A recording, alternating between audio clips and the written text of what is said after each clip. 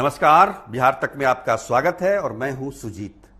बिहार के शिक्षा मंत्री प्रोफेसर चंद्रशेखर, नाम में ही प्रोफेसर लगा हुआ है, जाहिर है वो किसी न किसी कॉलेज के प्रोफेसर तो हैं। आपको बता ही देते हैं, वो औरंगाबाद के रामलखन सिंह यादव कॉलेज के जूलॉजी के प्रोफेसर हैं। विषय ये नहीं है कि वो प्रोफेसर हैं और मंत्री भी बने हुए हैं, शिक्षा मंत्री। वो तो उन्हें इस तरह का अधिकार मिला हुआ है प्रोफेसरों को कि वो प्रोफेसर रहते हुए राजनीति कर सकते हैं, उनको इस्तीफा देने की जरूरत नहीं होती है। उनको लाभ भी दोनों जगह से मिलता है।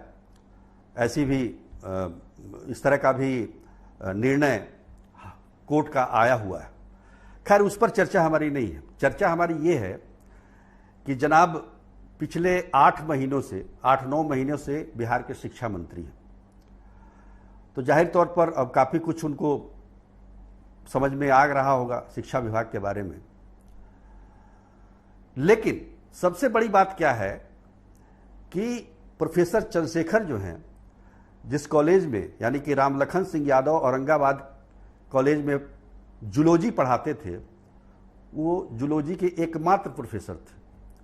अब सोचिए कि 2010 से ये वो विधायक हैं और उसके बाद वो कॉलेज गए नहीं कभी। तो ऐसे में वहां छात्रों को जूलॉजी कौन पढ़ाता होगा? सोचिए जरा इस पर। भाई, मैं ये नहीं कह रहा हूं कि बिहार के प्रत्येक कॉलेज के बारे में शिक्षा मंत्री को यह जानकारी हो सकती है कि किस कॉलेज में कौन से विषय के प्रोफेसर नहीं हैं, लेकिन अपने कॉलेज के बारे में तो जानते होंगे। वो एकमात्र जूलॉजी के प्रोफेसर हैं और वो वहां छोड़कर आ गए राजनीति में। राजनीति कर रहे हैं, करिए, कोई दिक्कत नहीं है। लेकिन अब तो आप शिक्षा मंत्री हैं, आपको तो ये संज्ञान में कम से कम अपना कॉलेज तो आएगा ही। आप आर्थिक लाभ उठाते हैं वहां से,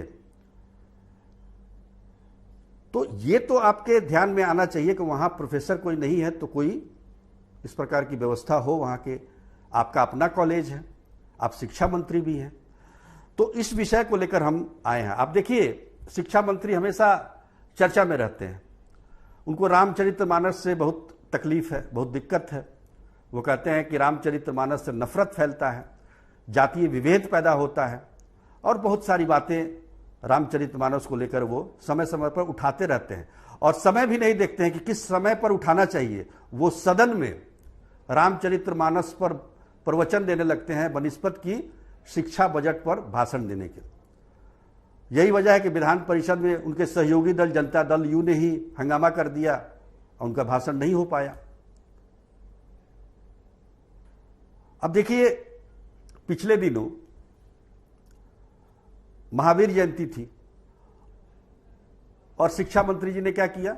महावीर जयंती के पर शुभकामनाएं देने के लिए उन्होंने भगवान बुद्ध की फोटो लगा दी वहां। अब सोचिए, शिक्षा मंत्री इस तरह की गलती करें तो क्या हो सकता है? एक बार तो मुख्यमंत्री भी उनको फटकार लगा चुके हैं सदन में, क्योंकि वो कैबिनेट की बैठक में क्या प्रस्ताव आने वाला है उसके बारे में एक दिन पहले ही ट्वीट कर दिया उन्होंने। तो कुल मिलाकर देखें तो शिक्षा मंत्री का जो 8-9 महीने का जो ये कार्यकाल है, ये केवल और केवल विवादों का ही रहा है।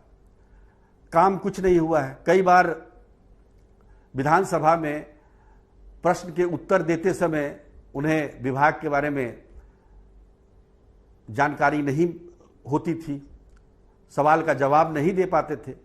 तो ये कहा जाने लगा कि भाई, शिक्षा मंत्री जो रामचरितमानस पर इतना प्रवचन देते हैं तो अपने विभाग के बारे में क्यों नहीं वो सोचते हैं? क्यों नहीं विभाग की जानकारी रखते हैं? क्यों नहीं विभाग को, जो इतना बड़ा विभाग है, आप सोचिए, शिक्षा विभाग बिहार में स्वास्थ्य के बाद दूसरा सबसे बड़ा विभाग है, और उसमें इस तरह की बातें करना, गैर जिम्मेदारी तरीके से बयान देना, धार्मिक ग्रंथों पर टिप्पणी करना, ये सब कारण हैं जिससे लगातार वो आलोचनाओं के शिकार होते रहे हैं। अब शिक्षा मंत्री जो हैं प्रोफेसर चंद्रशेखर, अक्टूबर 2085 से प्रोफेसर हैं। उसी राम लखन सिंह यादव औरंगाबाद कॉलेज के जूलॉजी के प्रोफेसर। और जब से वो विधायक बने हैं उसके बाद से एक बार भी वो कॉलेज गए नहीं हैं। उनका कोई रजिस्टर भी नहीं है वहाँ पर, कोई उनका अटेंडेंस भी नहीं बनता। अब जाते ही नहीं है तो रजिस्टर में नाम कहाँ से होगा।